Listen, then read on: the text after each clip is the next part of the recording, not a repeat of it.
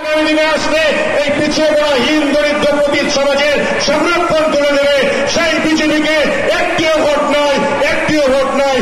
না vote two BJP, না vote two BJP, না ভোট টু জগন্নাথ সরকার। আজ এই প্রেক্ষাপটে দাঁড়িয়ে আমরা বলতে চাই, উন্নয়নের কাণ্ডারি প্রকৃত অর্থে পশ্চিমবঙ্গের রূপকার এবং মায়েরা বোনেরা সহ পশ্চিমবঙ্গের কাতারে কাতারে মানুষ, 10 কোটি মানুষ যার দিক নির্দেশনায় এগিয়ে চলেছেন। আজও প্রায় 1000 কোটি সাধারণ কষ্ট করে এই প্রচন্ড রৌদ্রে যেভাবে কষ্ট করে এসছেন, বাইরে লু চলছে প্রায়। আমি নিজেও 1 মাস ধরে বাইরে আছি, আমারও প্রায় লু লেগে জ্বর হয়ে গেছে। তা সত্ত্বেও কাল থেকে অ্যান্টিবায়োটিক্স খেয়েও আমি প্রোগ্রাম করে যাচ্ছি, কারণ আপনাদের সাথে একবার দেখা করতে আসবো বলে। দিল্লির নেতারা আসে, ভাষণ দেয়, মিথ্যে কথা বলে, চলে যায়, কাজের কাজ কিছু করে না। আর আমরা যদি বলি এটা আমরা করব, আমরা সেটা করে দেখাই, কারণ কথা রাখাটাই আমাদের কাজ। আরেকটা মিটিং আছে আমার রানাঘাটে, তাই আমি প্রথমেই অনুরোধ করব আমাদের এখানকার প্রার্থী রানাঘাট পূর্ব কেন্দ্রের আমাদের মুকুটমণি অধিকারী ভাইকে আপনারা সবাই মিলে 4 নম্বর বোতাম টিপে ভোট দিয়ে ওনাকে জয়যুক্ত করে পার্লামেন্টে পাঠান। উনি উপযুক্ত আপনাদের কথা বলবার জন্য। আমি তাকে পারমিশন দিচ্ছি, সেই আমি রানাঘাটের মিটিংটাই চলে যাই। বিশ্বজিৎ গঙ্গা লোকসভা কেন্দ্রের প্রার্থী ও বিজেপি থেকে রিজাইন করে মুকুটমণির মতোই চলে এসেছে এবং তৃণমূল কংগ্রেসের লড়াই করছে। ওকে আপনাদের পুরো সমর্থন দেওয়ার জন্য আপনাদের কাছে অনুরোধ করছি। সিং অনেক পুরনো, সব্যসাচী দত্ত পার্টি অবজারভার, উজ্জ্বল বিশ্বাস আমার দীর্ঘদিনের সাথী, নবদ্বীপের নন্দ, সবাই তাকে পুণ্ডরীকাক্ষ বলে চেনে। নামটা তার ভালো নাম এটা, কিন্তু ডাক নামটা হচ্ছে নন্দ। সে কষ্ট করে এসছে, এখানে নীলিমানাথ এসছে, অনেক দিন আমার পরিচিত। এছাড়াও অনেকেই এখানে আছেন ব্রজকিশোর গোস্বামী এমএলএ। আচ্ছা, উনি এখন আসতে পারেননি, উনি এমএলএ আছেন। 3 দিনেই আপনাদের বলছিলাম এটা পরিকল্পনা এবং বিজেপি তৈরি করা নাটক। আমি আজকে একজন সাংবাদিক আমি ধরতার কথা আমার বলছিল এটা ফাঁস হয়ে গেছে। আমি এখন ডিটেলসটা দেখিনি, আমি নিশ্চয়ই দেখব। কেন্দ্রের প্রতিনিধি মাননীয় রাজ্যপাল দেখছেন কীর্তি কারখানা, রাজভবনের কর্মচারীদের সাথে কি কাণ্ড করছে, মেয়েদের ডেকে নিয়ে গিয়ে মনস্টেশন করছে। আর তারপর প্রধানমন্ত্রী তার বাড়িতে রাত্রি যাপন করে চলে গেলেন, যিনি সন্দেশকারী নিয়ে বড় বড় সন্দেশ দেন।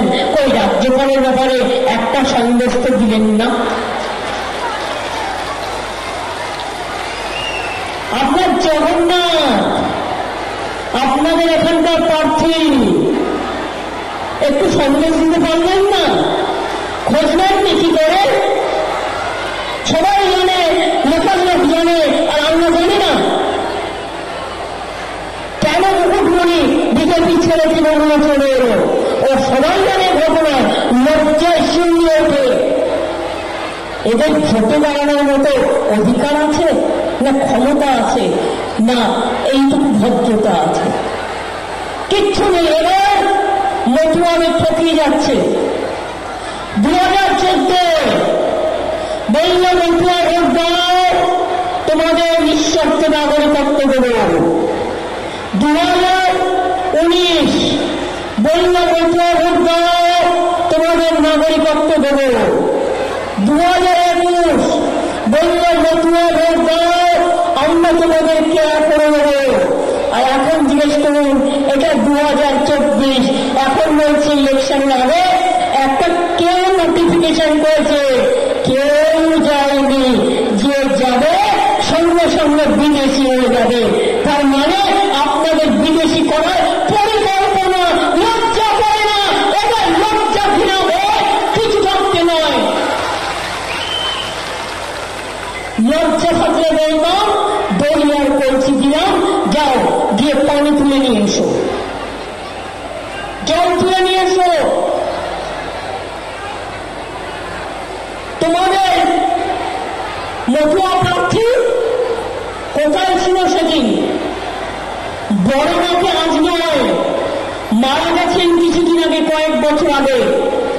মনে রাখবেন, বড় মা যখন অসুস্থ হতো, গত 30 বছর ধরে আমার ছাত্র জীবন রাজনীতির সময় থেকে বড় মা চিকিৎসা করানোর জন্য আমি নিয়ে যেতাম।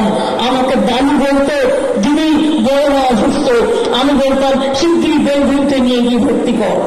চাই কারণ আমরা সবাই না বলি, আপনার রেশন কার্ড আছে, আপনার ছেলে মেয়েরা পড়াশোনা করে, আপনার কারো দোকান আছে, কারো চাষের জমি আছে, কেউ বা কিছু না কিছু করেন, প্রত্যেকে ভোট দেন।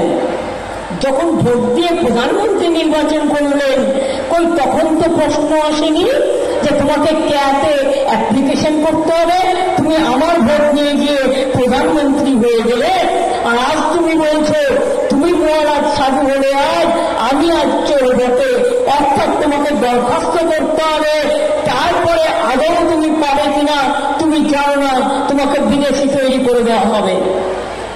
এই রাজনীতি চলতে পারে না।